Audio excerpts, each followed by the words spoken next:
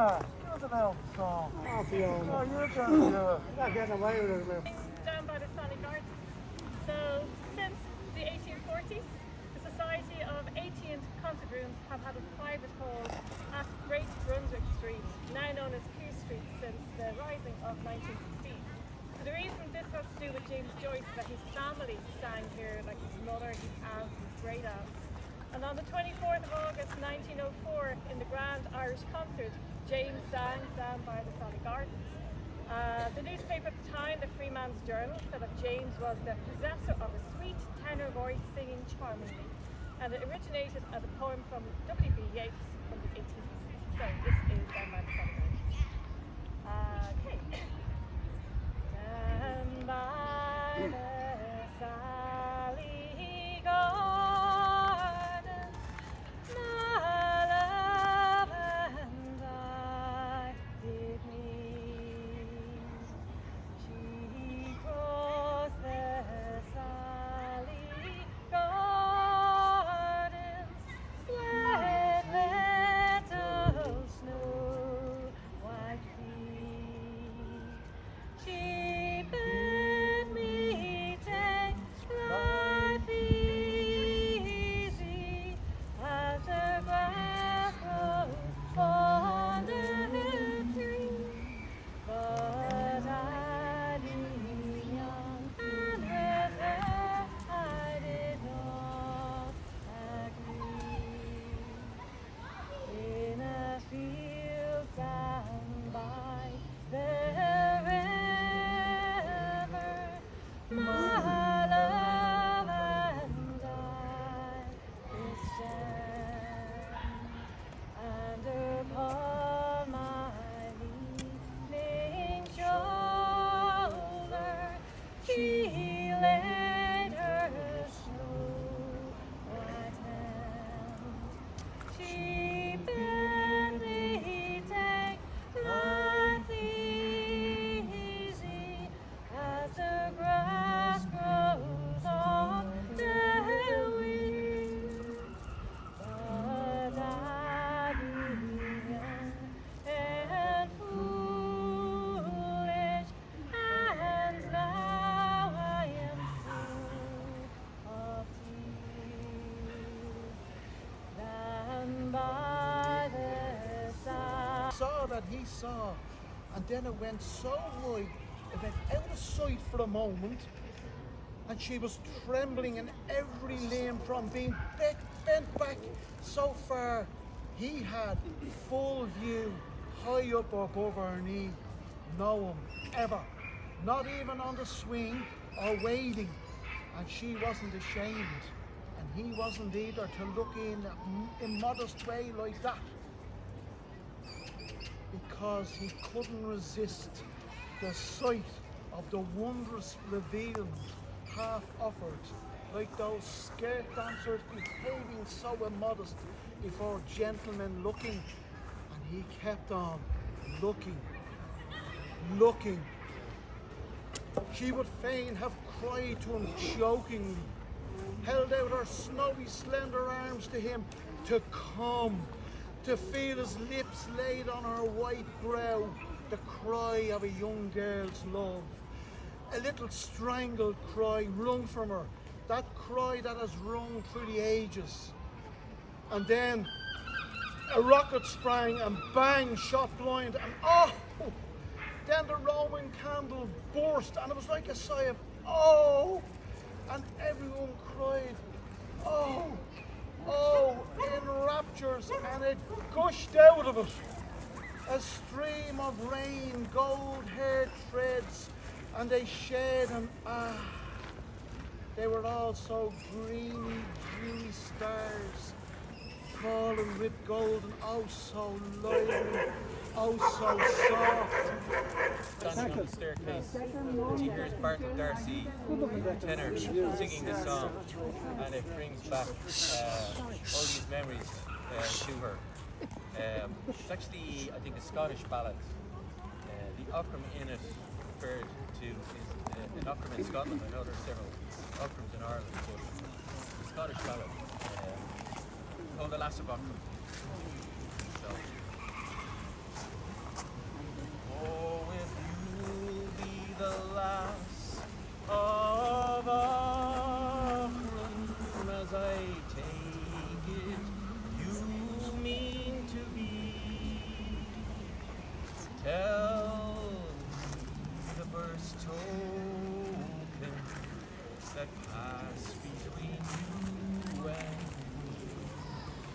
sightseeing tour of Ireland's capital city, where, as the famous saying goes, the girls are all so pretty.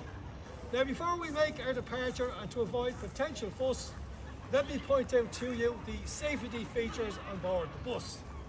First of all, you'll find crash helmets located under your seats. This is in the event of any riots when you reach O'Connell Street. Please also observe our fire drill. Should you experience such bad luck, slowly get out of your seats, then proceed to run like fast as you possibly can. Now, before we start, do we have any questions? Questions of any sort? Yes, sir? Do we have toilet facilities if you happen to be caught short? Well, very good question.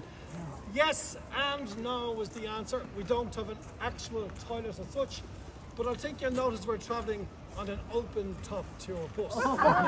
You see, the Irish people will be very used to sudden showers out of the blue, and if you hear them saying, Jesus, it's pissing, for once, that won't be true. Now, I've got the signal from the driver. We're ready now to start, which is a relief, because I never sure if this old jalopy is going to start. Now, on the left of the bus is the government buildings, the Irish Centre of Power, and of course you notice the very striking, dynamic, dome-shaped tower. This was christened the Chaz Mahal after Charlie Hine, a subject that's still quite delicate. They had to change the name for the next lad, and they called it Bertie's Basilica. Now, that building beside it houses stuffed animals, and if you get a chance, you should go and see them. And then beside the doll, you should also visit the Natural History Museum. On the right of the bus is another landmark, the statue of Molly Malone, who sold cockles and mussels, but died of a fever, and cold, and cold, and cold. But thankfully she is preserved in bronze, like the symbol of many cities. The most striking feature you'll notice is the size of her ample torso. On the left of the bus is Dublin Zoo. Oh, not the one in the Phoenix Park. No, it's Temple Bar. You'd want to see the animals that appear there after dark. They're stags, mostly imported from England. I'm not sure of the real reason, but evidence would suggest they're here for the mating season. You'll also find certain species of hen, and at night there's quite a few to be seen thrown up in the gutters. They must have that wood feel. Now we're entering O'Connell Street. Daniel O'Connell's statue is to your right. Now, the pigeons think it's Daniel O'Donnell. That's why it's full of sure. Now, if you look up here on the left, you'll see the famous GPO, in which 50,000 Irish men and women fought in the Rising years ago. Indeed, was my own grandfather there, strong and able-bodied. Sure, Patrick Pearse asked him to pop round to Eason's to get the proclamation photocopy. And looking straight up is Dublin Spire, soaring like an eagle, a monument to modern Dublin. Yes, a giant syringe needle. And across the road from the GPO and Summer Shop you'll find another recent direction, though of a slightly different kind. And McDowell's, the Happy Ring House, where many a gent cemented his promise. Myself, now I think of it, Jesus, I'm going to vomit. And on the right then, the maternity hospital, where arise the generations of newborn children who will make up the future of our nation. And beside the rotunda, you'll find the Garden of Remembrance. Next door to the rotunda, the Garden of Remembrance, where Dubliners like to strain from Monday through to Sunday. Now, the garden gets its name from the pregnant women who, in a state of bother, wander around trying to remember who the fuck was the father. Well, that concludes the tour. I hope you enjoyed the trip, and we would not be averse to receiving a little tip. This is totally voluntary course, though every little is a plus. I just hope that you were able to jump off a moving bus. So thank you for your attention for my tour of Dublin town. Tell your friends about it, the best there is around. Thank you very much.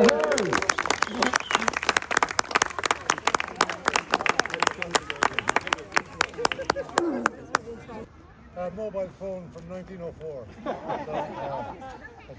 I'm not cheating. Okay. This one is called Seaside Girls. Down at Margaret, looking very charming, you are sure to meet those girls, dear girls, those lovely seaside girls. With sticks they steer and promenade the pier to give the boys a treat. In Pip you're quite a playful wink, it always is the case. You seldom stop to think. You fall in love, of course, upon the spot. But not with one girl, always with the lot.